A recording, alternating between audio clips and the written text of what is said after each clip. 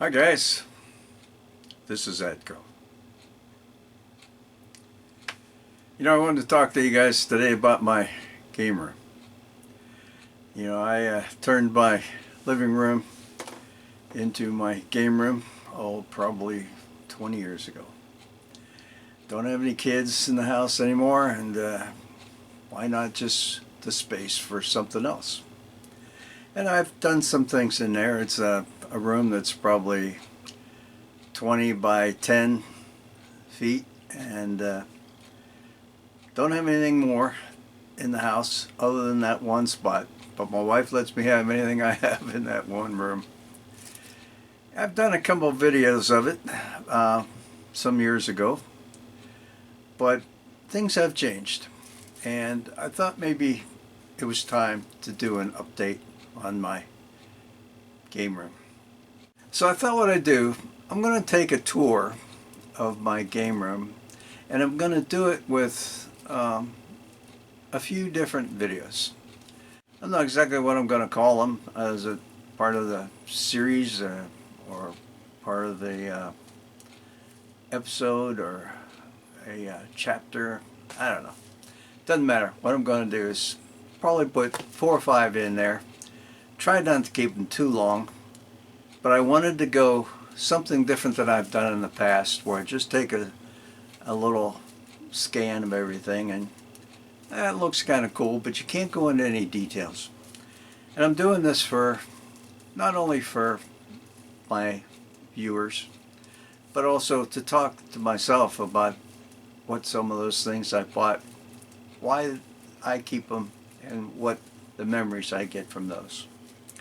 So I'm going to start with the first one. I'm going to call it Chapter 1.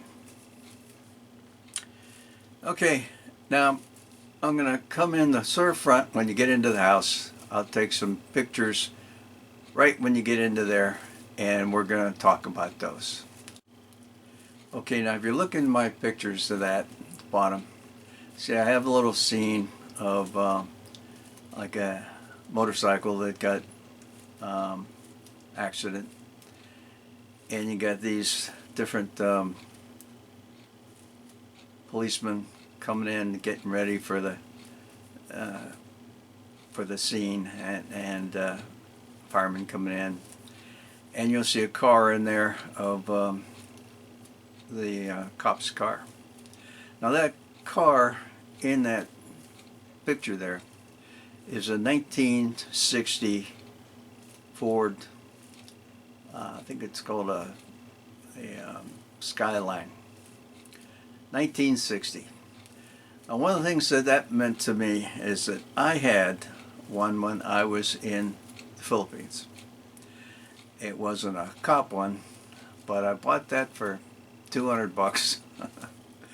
And it didn't work very well, but it was enough to get me to the base so we could go out, do our fun in the town, and get me back to my room when I was done.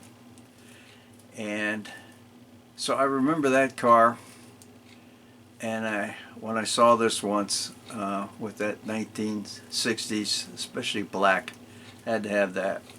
Now the reason I wanted cops in this is because my uncle was a cop up in Pittsburgh, so I want to remember him from that. If you look over the other side, though, I have some pictures of firemen. I have 3 relatives that are firemen, and so I wanted to have them in my game room to remember them. The car that's in there, though, is a 1957 Chevy. Nobody had that when I was a kid, but everybody likes those 55, 56, and 57 Chevys. So I had to have that, and it's a fireman car, so I thought that was cool. When you look at the top of the pictures on the top, I've just found these pictures here and there when I was going to yard sales, and you'd see the cop is Barney Five. He was a deputy from the show from Andy Griffith. You know, it was a show that was back in the early 60s, and it was always fun. That he was always not doing real well as a cop, but it seemed like his boss always straightened him out every time. And on the other side is a picture for firemen, but that's a picture of the Three Stooges when they were firemen. I thought both of those pictures were really cool. It's funny. We had a fireman came in one day because they were just, looking for some donations. And he said, "Yeah, come on in, I'll fill it up, give you a check." And he saw those pictures, and I thought, uh-oh, he's not going to like that picture of that Three Stooges with the fireman. And he looked at that, he said, "That is cool." He said, "I'll tell you what, if you ever don't want that thing, it'd be great to have it into the firehouse, and I'll put it on the walls." So I told him I would, but I'm not ready to give that away yet. But if that's what he wants, I'll give him that. Probably any of the fireman stuff I've got.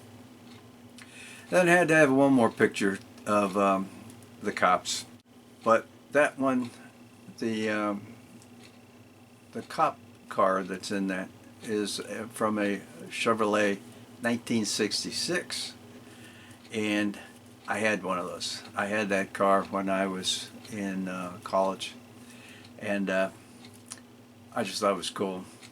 Again, it wasn't nothing to do with being a cop car, but when I saw that, I got to get that, and I'll throw it into my table and put it in the game room. Okay, moving over a little bit, you'll see to the left, you'll see that lamp. It's a looks like a little Harley Davidson motorcycle. And what you do when you turn that light on, all of a sudden it starts running. The run makes a little noise of it starting and all that. I saw that at a yard sale once. I thought it was really cool. I think I got it for like $7. And I really liked it. I've had quite a few motorcycles. Never had a Harley. But it was just a good picture to make me think about the motorcycles. And from that I had Hondas, Yamahas, Kawasaki's, I don't know, probably 7, 8, 9 motorcycles over time. And so all I really have to show those right now is that little picture there of the Harley Davidson. Okay, then you see that little speaker there. I picked this up at Craigslist one day, and it was a completely restored, a radiola from the early 1920s. When you see some of the pictures later in my game room, you'll actually see the radio itself. But I had the speaker that goes with it, and I had that just keeping at that one spot where my table is. Along with that is flashlights. When I was a kid, and probably even now, little kids like flashlights. And I wanted to have flashlights to remember how much I had fun when I was a kid. And if you look at the ones that I've got on that one, the one on the left and the one in the middle look exactly like ones that I had. Not those ones particular, those are gone. But I found these and they look exactly the models that I had. And I wanted to have that to remember having fun with those. Now another one that's on the right side though, I saw that at a ham fest once. and it looked like one that my dad had, and it looked like that was one that was probably made in the 40s, maybe early 50s. He wouldn't used to let me use that one because that was a good one, and when I was a kid, of course. And when I saw that once at a Hamfest, I thought, oh, that's cool. How much? And I think it was like $15, something like that. I had to have it. I got it home. And I got home, and it had batteries in it, but I didn't pay too much attention to it. Of course, they were both dead. When I opened that thing up and looked at the batteries, they both say on there, used before 1942. You believe that? And those are the original batteries. Must have come with that and must have been probably put in a box or something and sat there for 60, 70 years. I like that one. So batteries never leaked. That's really cool. So I keep that one on there. Okay, now let's look at the cars. But those are ones that I found. Now look at the cars that are on top. They're all 1/18 scale. At the top is a Edsel 1958. Never had one of those, but everybody remembers those from that when they came out, and were nice cars, but a bad time, and they didn't sell very well. Then I've got the second one is a Buick 1953. Now what's important to me with that? When I was a little kid, and I always had trouble with my teeth when I was a kid, and I've had teeth problems my whole life. And I used to go to the doctors, the dentist, and of course I hated going to the dentist. And he had a office in a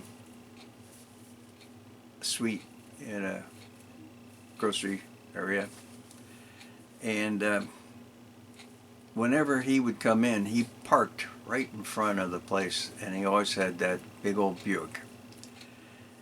Now this guy, I don't know whether he would drink at night and couldn't get up to work the next day. Quite often, when I ever go to see him, they say he's couldn't make it today, something going on.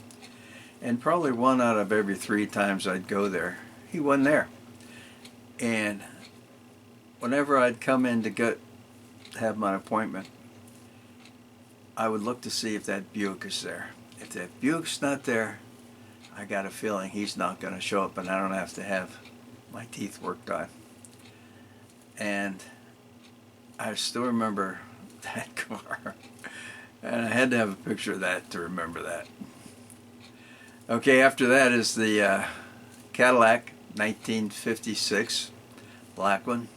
The way I remember that, my neighbor across the street, he picked up one of those. Somebody had died, I guess, and he got that for a good price from him, and it was like brand new. This was probably in the maybe mid 1960s, and this was a Cadillac from 1955, and it was like brand new.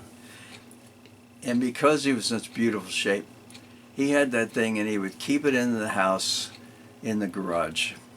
And the only time he'd pull that out is when he would go to, if they're going to church, or maybe even take a little ride, and then come back, and it would sit in there for another week. And I just remember it was like beautiful all the time to see that thing back up. Okay, so I remember that one. And then the last one I bought is a Chevrolet station wagon Woody from 1948. Doesn't mean anything to me. I just thought it was cool. Okay, and then off to the other side, I've got another rack of 3 more cars. A Pontiac 1955, a Chevrolet Camaro Z 28 from 1985, and a Ford Thunderbird 1963. Never had any of those cars either, but I remember those cars, and I remember that.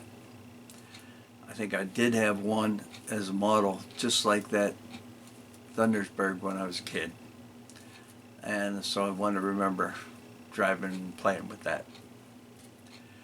Okay, so I hope it's not too long, but that goes through as much as I can the things why I have those things in my game room. May not mean much to you guys, but you might remember some of those things, and I just thought I'd let you know why I have them. What I'll do is start my scan all over the game room there and take a little section of it and go into details of it like I did today. So that will be the next one. We'll call that chapter 2.